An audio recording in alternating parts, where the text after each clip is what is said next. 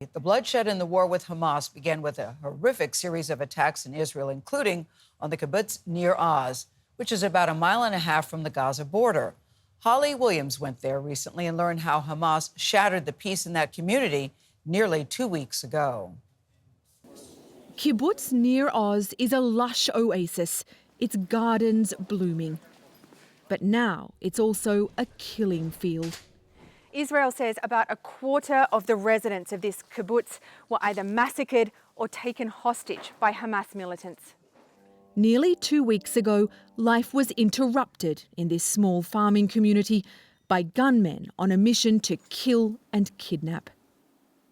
One of the hostages taken from here is believed to be a 10-month-old baby boy, Kafir Bibas, along with his 4-year-old brother Ariel and their terrified mother, Shiri.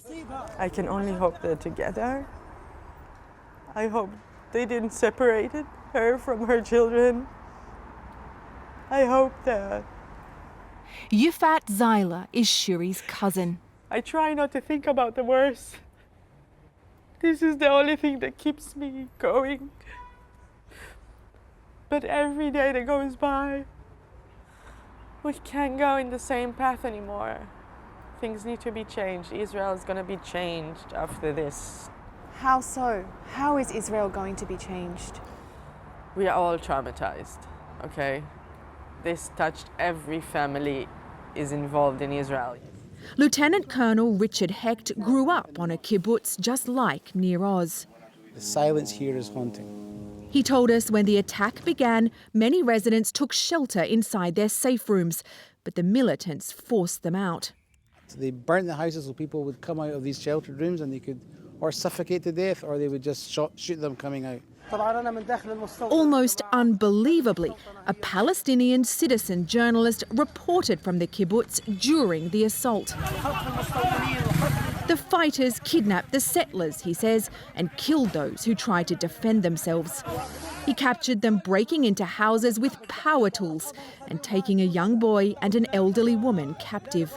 Images like these, with the death toll now over 1,400 in Israel, have left this country reeling. From kibbutz Nir Oz, we could hear Israel's response. Airstrikes and artillery fire. It's about 1.5 miles from the border. We are so close to the border with the Gaza Strip here that you can actually smell the explosives from the Israeli airstrikes.